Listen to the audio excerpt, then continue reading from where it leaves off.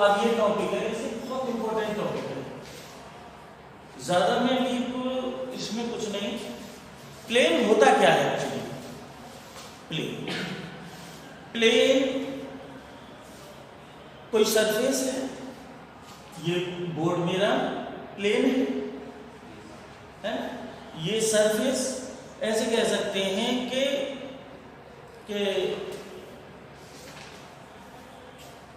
the 2 points lies on a plane surface. The line joining 2 points lies on a surface is called or lies wholly plane. उसे plane बोलते हैं। जैसे इस पर ये समझो कि 2 पॉइंट है, ये ए और B, so line joining 2 points, तो ये लाइन इस पूरी सरफेस पर लाई करेगी, तो इसी को प्लेन बोला जाता है। जैसे कि आपको याद दिया होगा, आप देख सकते हैं, सो यह a plane is determined uniquely if any one of the following rules, इनमें से कोई एक चीज पता हो, है ना। देखो सबसे पहले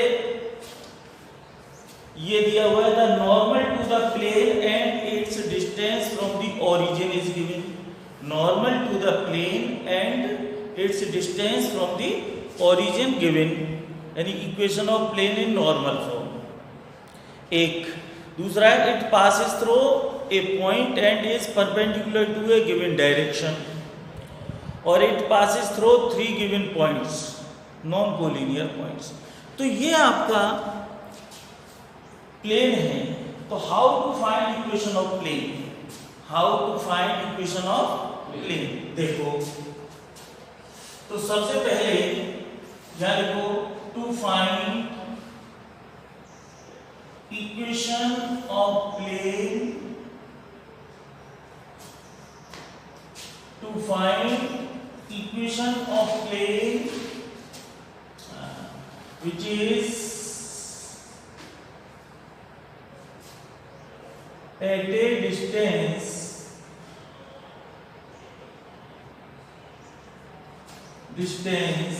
p from origin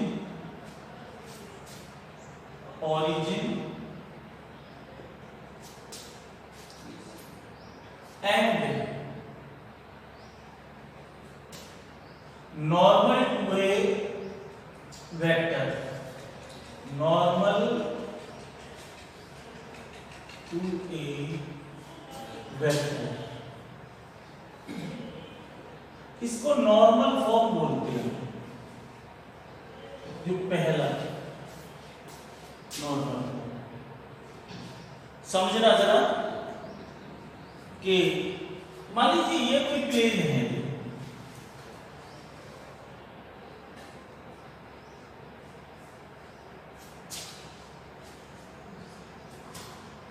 इस प्लेन की ये ओरिजिन है, यहां से परपेंडिकुलर डिस्टेंस इस प्लेन की ये p है, ये हो जाएगा p, और ये जो नॉर्मल वेक्टर है ON, directed away from origin, इसकी डायरेक्शन O to N होती है। तो we have to find equation of plane which is at a distance p from origin and normal to a vector. इस vector के ये plane perpendicular है या normal है, तो इसकी इक्वेशन फाइंड आउट करनी है। ठीक है, take any arbitrary point p, take any arbitrary point p, ये whose position vector r, यानी OP equals to r, OP vector equals to है r वेक्टर, और ये है इसकी जो डायरेक्शन है OM वेक्टर की, ये n कैप है, normal to a vector n cap, ऐसे लिख दो n कैप, ऐसे लिख दो। तो देखो ये क्या होगा, क्लियरली देखो NP, लॉ ऑफ ट्रायंगल लगाओ, ON plus NP equal to OP। Law of triangle क्या होता है वेक्टर से, ON plus NP equal to OP। Yes, clearly NP perpendicular ON, ON vector के है कि नहीं,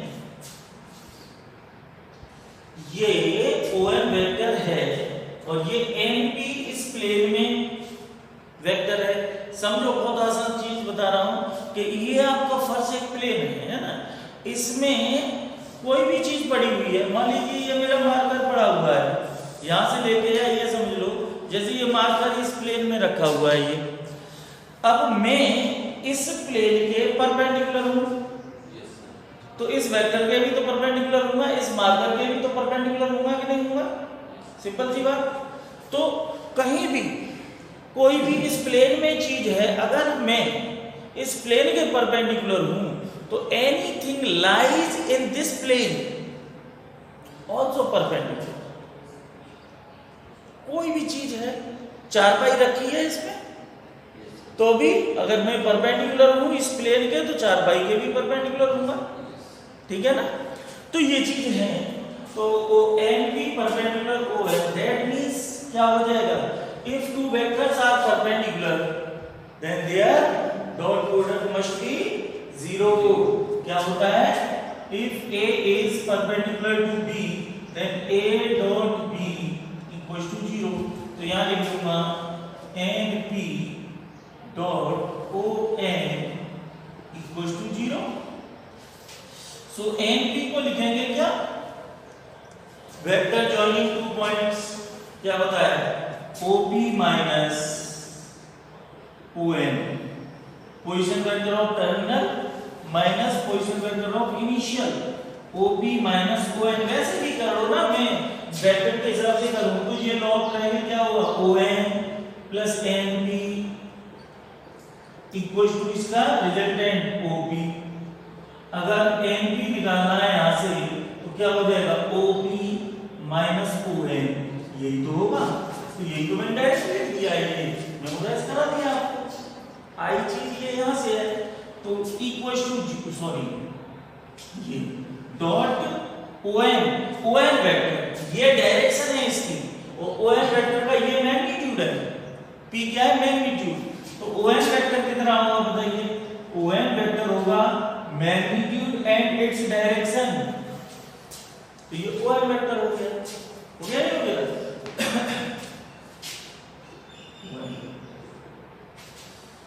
ये जीरो वेक्टर ही होता है, ये जीरो लिख दो वैसे। डॉट प्रोडक्ट तो एक क्या होता है, स्केलर क्वांटिटी होता है, ओके। तो OP है R माइनस ON वेक्टर कितना है P, ये डॉट P n कैप। अगर उस P मैग्नीट्यूड है तो P का 0 में डिवाइड कर दो, ठीक है। तो ये हो गया, देखो R dot n cap minus P और n, ये तो P चला ही गया इधर 0 में, ऐसे चाहो तो ऐसे कर लो, आपके समझ में आए, जल्दबाजी में करके ऐसे dot n cap, P divide 0 में चला गया। जैसे आपसे ये कहा है 2x इक्वल्स टू 0, 2 स्केलर है तो 2 0 में चला जाएगा तो x इक्वल्स टू 0 ही तो होगा, तो ऐसे P मैग्नीट्यूड है 0 में चला गया। अब इसका करेंगे तो R dot n cap minus P n cap dot n cap, और ये यूनिट वेक्टर है, ये यूनिट वेक्टर है, I डॉट I क्या होता है 1, सिमिलरली ये भी n cap dot n cap 1, so R dot n cap minus P equals to 0, और इंप्लाइज क्या हो जाएगा यहाँ से R ये नॉर्मल फॉर्म हो गई, ये कौन सी है? Normal form. अब आप ये लेंगे ये n कैप है, आप ये भी लिख सकते हैं article to find equation of plane है which is normal to the unit vector n cap है and which is at a distance p from origin, कुछ भी लिख सकते हैं। तो ये नॉर्मल फॉर्म समझ में आई है? हाँ, OP माइनस OM कहां से आया अभी ये बताया। ये लॉ ऑफ ट्रायंगल पढ़ाया वेक्टर में, फिजिक्स में भी पढ़ाया, मैंने भी पढ़ाया है। लॉ ऑफ ट्रायंगल नहीं बताया? जैसे ये ट्रायंगल है आपका, ये जैसे OA ऐसे ये वेक्टर है, कोई वेक्टर ये है, ये A वेक्टर है, चलो ऐसे लिख दो, ये OA हो गया, ये B हो गया, AB वेक्टर, तो ये क्या होगा? OA वेक्टर एडिशन लॉ होता है ना, OA plus AB vector equals to OB। अब यहां से AB निकालना है तो क्या होगा? AB equals to OB minus OA। बोलो क्लियर हुआ कि नहीं हुआ? ऐसे करते हैं। तो अब इस चीज को अब ये समझो, इसको डायरेक्ट मेमोराइज करने के लिए हम क्या करेंगे? ऐसे समझ लो कि मुझे कोई भी वेक्टर है, मान लो ये वेक्टर निकालना है, AB वेक्टर बताना है, वेक्टर बताया था AB वेक्टर। अब देखो A का पोजीशन वेक्टर O कहीं हो सकता है, यहां O कहीं भी हो सकता है, यहां मान लीजिए O, तो OA ये हो जाएगा और OB ये हो गया पोजीशन वेक्टर OA OB। तो ये ना करके सीधा सीधा हम ये लेंगे, ये वेक्टर चाहिए और इसका वेक्टर दे रखा है A पोजीशन वेक्टर, इसका दे रखा है B, तो डायरेक्टली लिखूंगा AB वेक्टर कितना हो जाएगा? देखो पोजीशन वेक्टर ऑफ B यानी OB minus position vector of A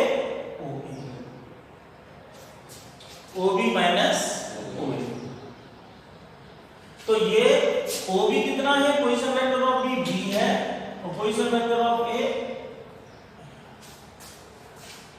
तो डायरेक्ट लिख देते हैं। मान लो मुझे PQ वेक्टर लिखना है, PQ वेक्टर निकालना है, तो क्या लिखूंगा?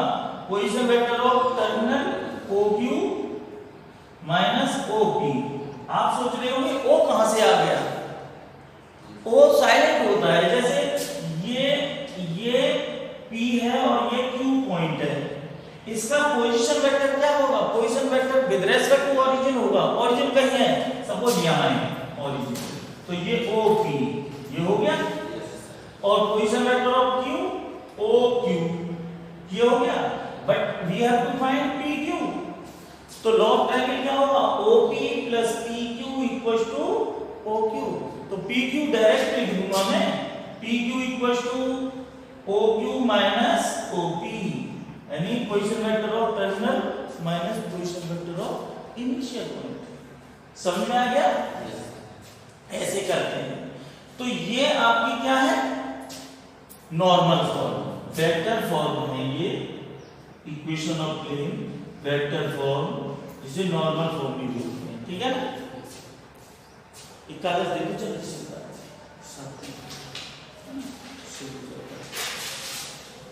ओके। तो इसके बाद बच्चों जब ये है, तो अगर मैं आपसे ये कहूं इसकी कार्टेशियन फॉर्म लिखनी है, कार्टेशियन फॉर्म, ठीक है ना? तो कार्टेशियन फॉर्म क्या होगी? ये R डॉट, R मैंने क्या लेते हैं? किसी भी आर्बिट्रेरी पॉइंट का पोजीशन वेक्टर, तो ये होता है देखो xi plus yj plus zj, ये होता है position vector in terms of Cartesian. और n cap unit vector n cap ये होता है li plus mj plus nk, और p आपकी मैग्नीट्यूड है ये दोनों चीज इसमें डाल दो तो क्या हो जाएगा, देखो X I plus Y J plus Z K dot L I plus M J plus M K equal to P. इनका डॉट प्रोडक्ट करो तो आई आई का जे का के का हो जाएगा सीधा सीधा। देखो इसका इससे करूंगा तो आई डॉट आई 1 होता है तो x into L L x हो गया। बाकी आई डॉट जे 0 होता है, आई डॉट के 0 होता है, इसलिए वेक्टर में बताया तो था आई आई जे के कर दीजिए।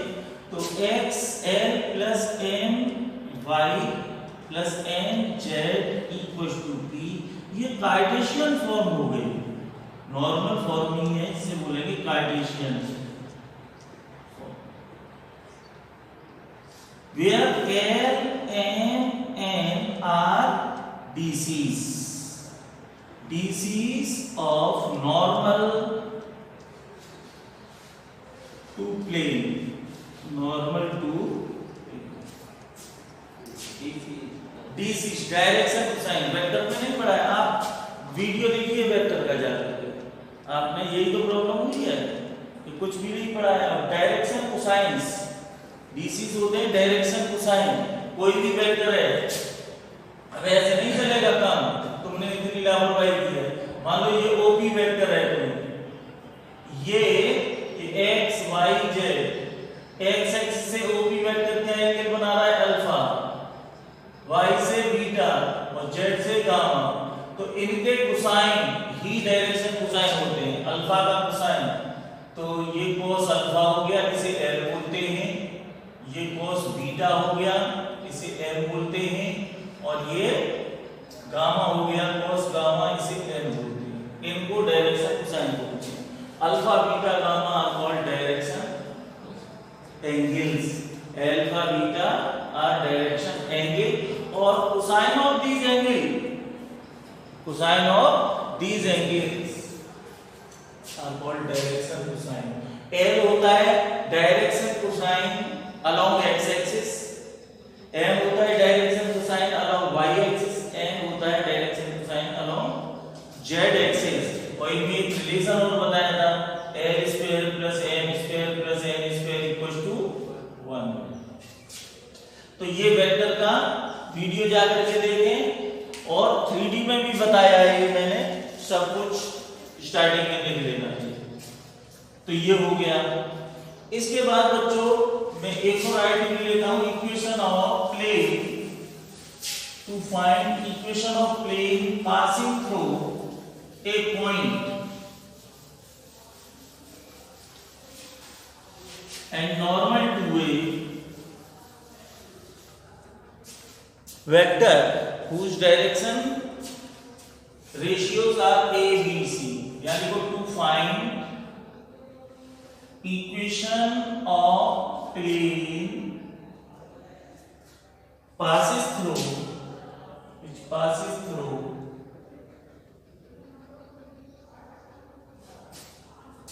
point A whose coordinate x1, y1 and z1, and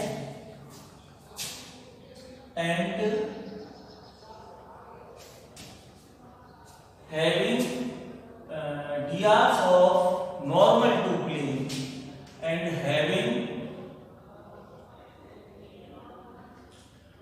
direction ratios, एक तो बताए डायरेक्शन कोसाइन और direction ratio, drs of normal to plane ABC is given by, समझिए जरा, देखो ये कोई प्लेन है, इसे बोलते हैं बच्चों 1.4, इसे क्या बोलते हैं 1.4, क्योंकि ये प्लेन एक पॉइंट से पास हो रहा है, ये प्लेन एक पॉइंट से पास हो रहा है। मान लीजिए this plane passing through a point whose coordinate x1, y1, z1, ठीक है, एंड इसका नॉर्मल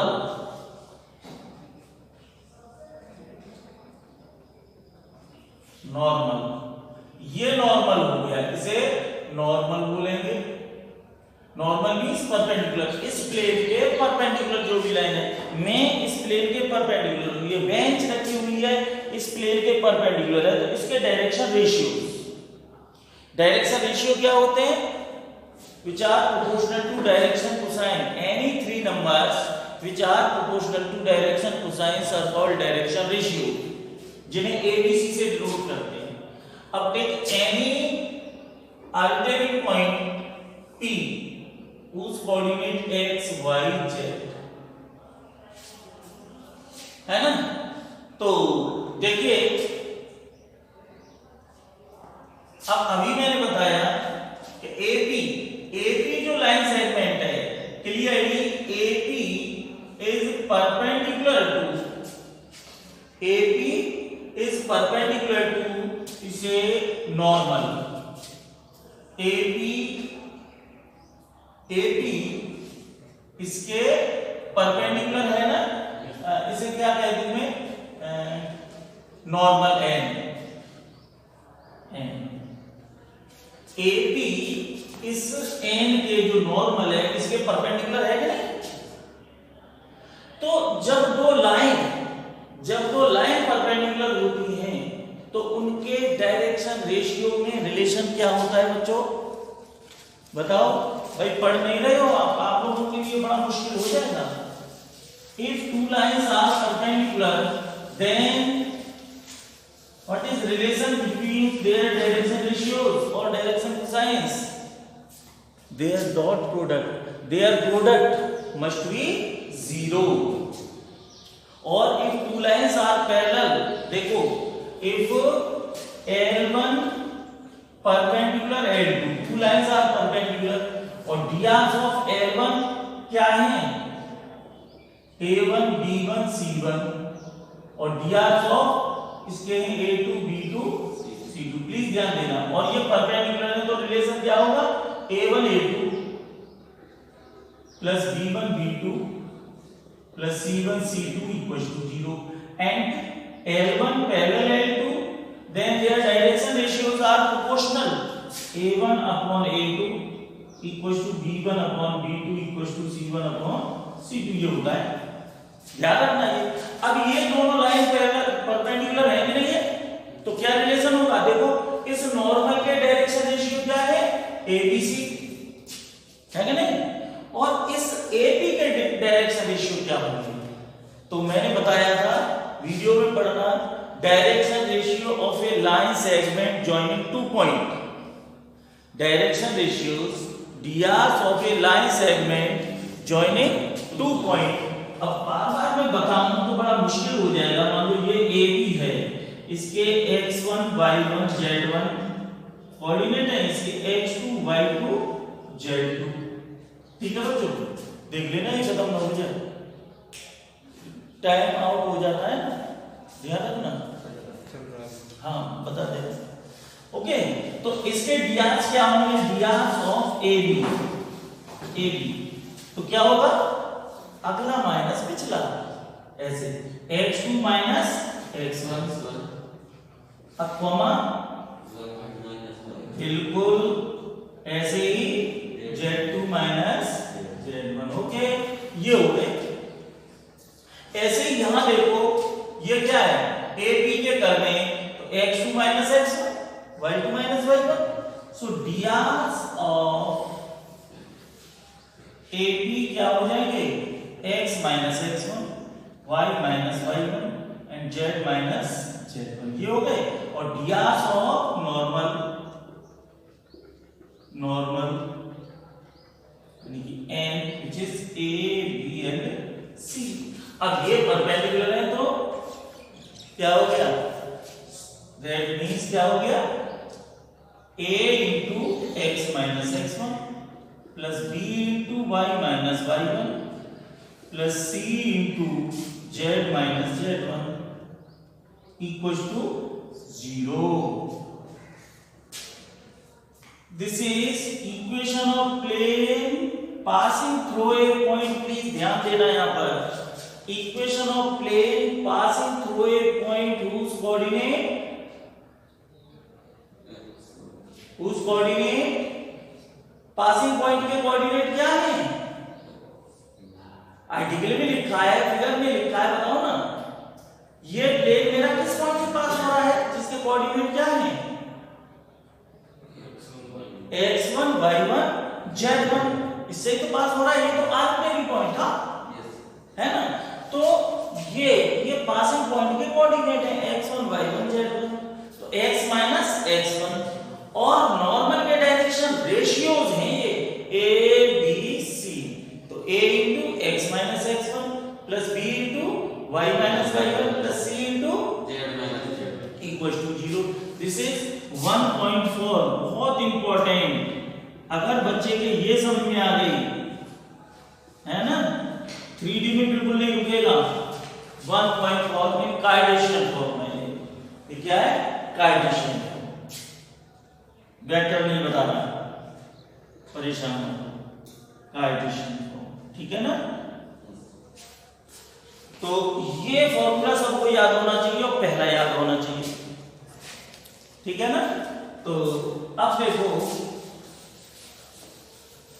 दो इन्हीं से सब कुछ बन जाएगा बच्चों, इन्हीं से। कोशिश करता हूं बच्चों, ऐसा कर सकते हैं।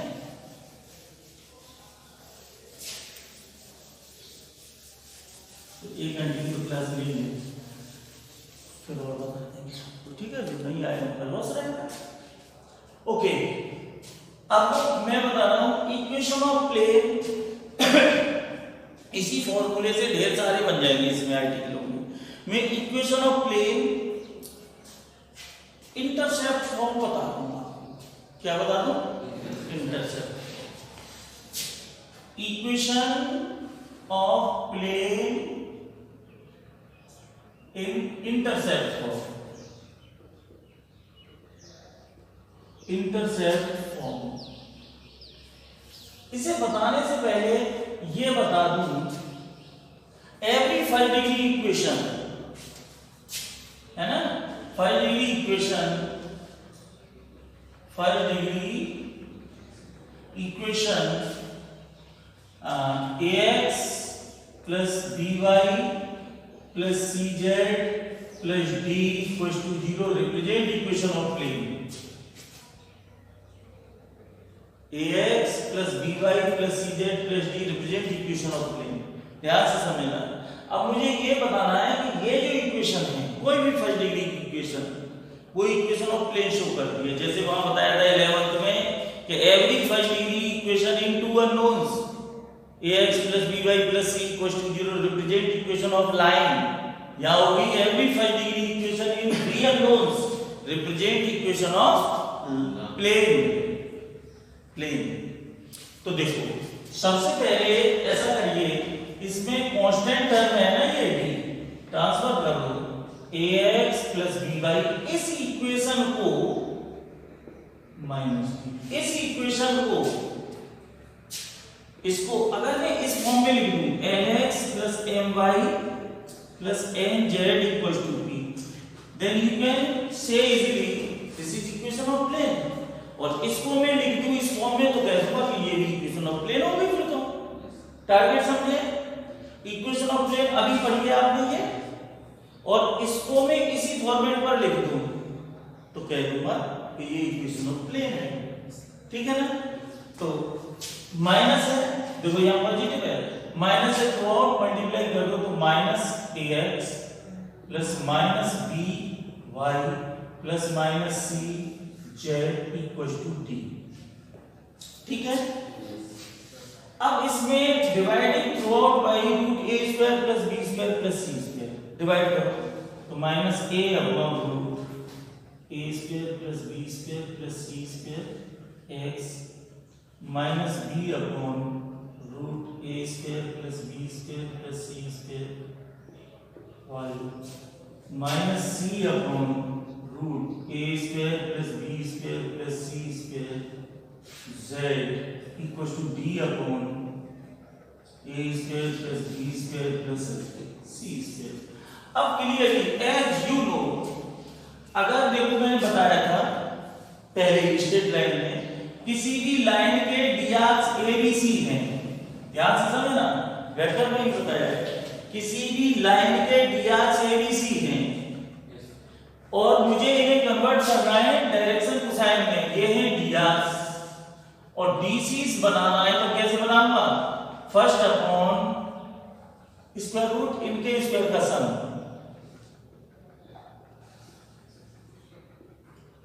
फिर दूसरा अपॉन यही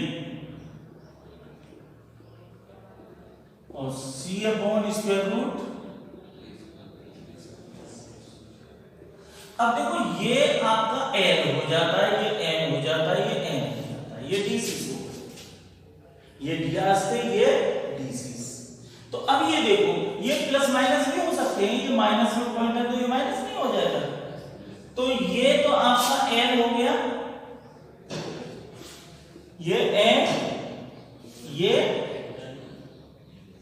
इक्वल टू ये डिस्टेंस d अपॉन है ना, तो d upon root a square plus b square plus c square, इसको मैंने मान लिया p, वेयर करके लिखते हैं n तो आपका हो गया माइनस a अपॉन रूट, ये लिख लोगे plus c square n minus b upon a square plus b square plus c square and n equals to minus c upon root.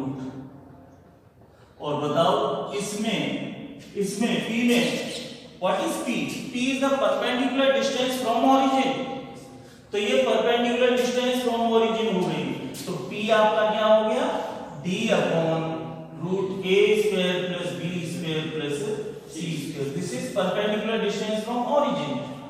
Magnitude ले सकते हैं आप, डिस्टेंस ऑलवेज पॉजिटिव, ठीक है ना। तो ये आपकी every 5 degree equation in 3 unknowns represent equation of plane. तो आप समझ में आ गया, कोई भी इक्वेशन में कह दूं देखो 2x plus 3y plus 4z minus 5 या प्लस 5 इक्वल टू 0, तो ध्यान रखना ये इक्वेशन ऑफ प्लेन होगी जिसमें coefficient of x y z ये a b c होंगे, तो ये ds होंगे, ds किसके होंगे, मान लो ये कोई प्लेन है और इसका जो नॉर्मल होगा उसके ds होंगे ये 2 3 4 ds ऑफ नॉर्मल, ये क्या होंगे, ds ऑफ नॉर्मल, जो ये नॉर्मल है इसके ds होंगे 2 3 4 2 3, क्लियर हुई बात। ये DCs नहीं होंगे, DCs के लिए तो क्या करना पड़ेगा, इनमें थ्रू आउट डिवाइड करना पड़ेगा, इनका root 2 square plus 3 square plus 4 square, तब ये नॉर्मल फॉर्म में कन्वर्ट होगी। ये क्लियर हुआ कि नहीं हुआ? हाँ नासिर, तुमने पीछे का नहीं पढ़ा है कुछ भी, इसीलिए तुम्हें प्रॉब्लम हो रही है। घर पे जाके देखना वीडियो सारे, तुम्हारे पास फोन होते हुए सब कुछ होते हुए तुमने नहीं किया, बताओ। या तो लाइव क्लास में तो चलो मैं मान लेता हूँ कि दिक्कत हो रही होगी, लेकिन रिकॉर्डेड क्लास भी आप नहीं देख रहे हैं, ताज्जुब है, ऐसे क्या फायदा। ओके, अब देखो इन्हीं से में सब, अब intercept form, equation of plane बतानी है, इंटरसेप्ट फॉर्म एक क्लास और ले सकता हूं तुम्हारी, इंटरसेप्ट फॉर्म क्वेश्चन का पाएंगे बच्चों, टाइम देख देना इसमें, पता लगता है टाइम है, नहीं बता देना टाइम कितना हुआ। Intercept form equation of plane के लिए x y z ये ओरिजिन, मान लीजिए देखो ये है to find equation of plane which cuts off intercept, ये लिखो to find equation of plane which cuts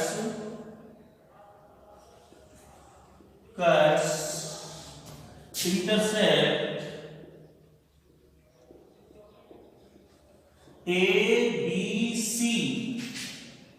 on the axis, या which made A intercept A B C on the axis respectively। A x axis से बना रहा है, मान लीजिए A B B and C. So this is your A, this is your B, this is your C. ये intersection. तो अब इसकी इक्वेशन बतानी है, इसकी क्या होगी बताइए मुझे। 2D में आइए, इक्वेशन ऑफ लाइन क्या होती थी इन इंटरसेप्ट फॉर्म? हाँ भूल गए? Equation of line in intercept form x Y a, ना ना ना वो नॉर्मल फॉर्म में x Y a plus y Y b equal to 1। याद आ रही है? ऐसी ही प्लेन की इक्वेशन होगी, बस यहां बच्चों एक जेड वाई सी और बढ़ जाएगा क्योंकि ये 3D में है। तो ये इक्वेशन ऑफ प्लेन बन गई इन इंटरसेप्ट फॉर्म। अब ये देखिए, ध्यान से समझो, इसके कोऑर्डिनेट देखो, let equation of plane, let equation of plane be क्या है? क्या है? ax plus by plus cz plus d equal to 0। ये भी स्मॉल ठीक है। अब ये देखो, ये जनरल है जो अभी समझाएंगे। लेट ठीक है, where capital A B C are direction ratio of normal to this plane. यहां इसका नॉर्मल वही होगा ऐसे परपेंडिकुलर, उसके डायरेक्शन रेशियो। ठीक है। अब ये देखो, इसे क्या करना, ये पॉइंट किससे पास हो रहा है? ये प्लेन ए से पास हो रहा है, जिसके कोऑर्डिनेट होंगे, इसके कोऑर्डिनेट क्या होंगे बताओ? अरे एक्स एक्सिस पर कट कर रहा है तो y और z 0 होंगे कि नहीं होंगे? x कोऑर्डिनेट कितना होगा, कितनी डिस्टेंस है a, तो इसके कोऑर्डिनेट होंगे a 0 0, इसके होंगे 0 b 0 और इसके होंगे 0 0 c। अब इट पासेस थ्रू a 0 0, यहां लिख दो इट पासेस थ्रू a, इससे भी पास हो रहा है, इससे भी हो रहा है, इससे भी हो रहा है। तो देखो, coordinate of A will satisfy this equation. ठीक, तो क्या हो जाएगा? ये a into a plus y 0 हो गया, b into 0 plus c into 0 plus d equal to 0। तो यहां से कैपिटल A की वैल्यू कितनी हो जाएगी? a इंटू ए और प्लस डी है, उधर जाके माइनस डी हो गया। कैपिटल A इक्वल टू हो गया माइनस डी बाई ए हो गया। सिमिलरली देखो, इजी वे में लिखो, similarly it passing through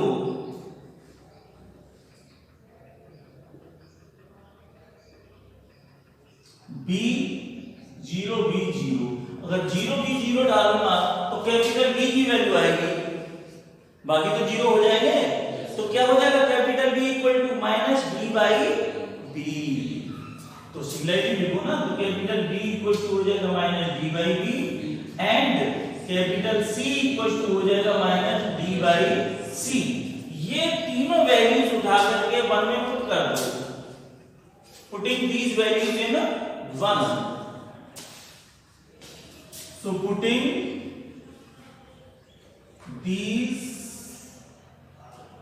in 1, we get a into, so a की value x into minus d by a है, plus y into minus d by b plus z into minus d by c और फिर कितना है?